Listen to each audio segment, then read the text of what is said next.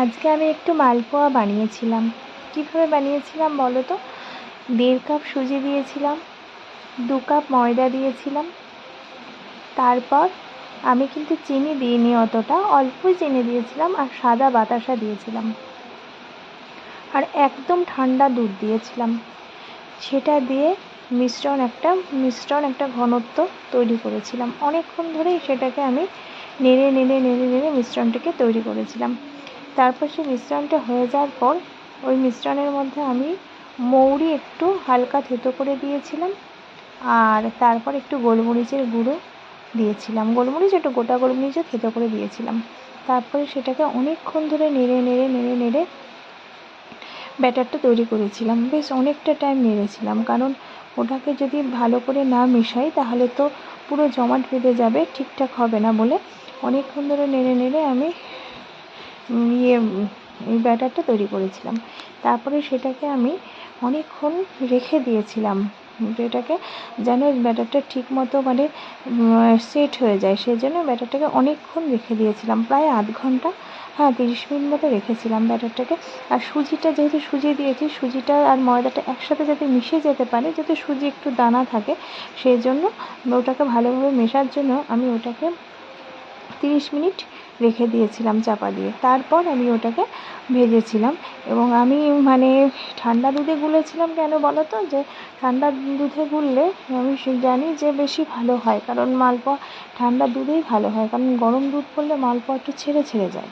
আমি যেটুকু জানি সেটুকু বলছি, এবার হয়তো বা অন্যরা আরও বেশি ভালো জানে, তবে এর মধ্যে নারকেল কোড়া দিলেও ভালো হয়, কিন্তু আমি নারকেল রয়েছে, কিন্তু নারকেল কোড়া তো এখন আর পারিনি, সেই জন্য নারকেল কোড়াটা দিইনি।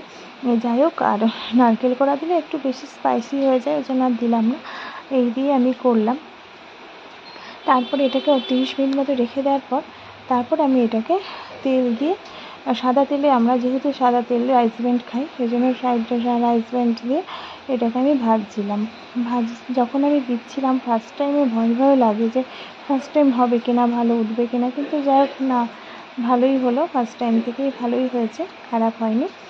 দেখো ভালোই ফুলেছে, লুচি টাইপের হয়ে ফুলেছে। মালপোয়া মনে হচ্ছে না, লুচি ফুলছে, লুচি টাইপের হয়ে ফুলেছিল। তারপরে আমি এগুলোকে ভেজে ভেজে তুলে নিয়েছিলাম, আর অনেকগুলো ভেজেছিলাম। এইখানে তোমাদের ছবিতে দেখাচ্ছি, দেখো অনেকগুলোই ভেজেছিলাম। কিন্তু তোমার মালপোয়া কী বলো তো, রসে ভিজিয়ে রাখলে বেশি ভালো হয়, কিন্তু আমি রসে ভেজাইনি, আমি এমনি ভেজে নিয়েই আমরা খেয়েছিলাম। রসে ভিজিয়ে রাখলে এমনি এটা টেস্টটাও মনে হয় আর একটু ভালো হয়, একটু মজে, যেটা মিষ্টির দোকানে যেটা পাওয়া যায়, দোকানের মতো হয়। কিন্তু আমি যেহেতু এটা ভাজিনি, রসে ভেজাইনি, সেজন্য ভাজাই খেয়েছিলাম। ভাজাও একটু বেশ রস ভালো লাগে, চিনির একটা রস আছে, এতে ভালোই লাগে খেতে, খারাপ লাগে না। তবে ভিজিয়ে রাখলে মালপোয়াটা বেশি ভালো ফোলে, ব্যাটারটা তৈরি করে অনেকক্ষণ যদি ভিজিয়ে রাখা হয়, আমার ক্ষেত্রে মনে হয় মালপোয়াটা বেশি ফোলে, সেই জন্য অনেকক্ষণ আমি ভিজিয়ে রেখে দিয়েছিলাম। 30 মিনিটেরও ওপর ভিজিয়ে রেখেছিলাম, কারণ সুজিটা ওর সাথে মেশার জন্য রেখেছিলাম। যাই হোক, এইভাবে আমি মালপোয়াটা তৈরি করেছিলাম। তোমরা আর যেহেতু আমি মৌরি আর গোলমরিচ দিয়েছিলাম, তাই ওতে একটা আলাদা একটা সুন্দর একটা ফ্লেভার আসে, ওটাতে আরও টেস্ট হয় খেতে।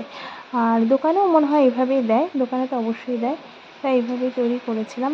দেখো কেমন হয়েছে তোমরা জানিও, তোমরা একটু কমেন্ট করে জানিও কেমন হয়েছে, তাহলে আমার খুব ভালো লাগবে। যতটা পেরেছি ততটা তৈরি করেছি, তাই তোমাদের সাথে সেটা শেয়ার করলাম। খুব ভালো থেকো বন্ধুরা তোমরা, আজ এই পর্যন্তই।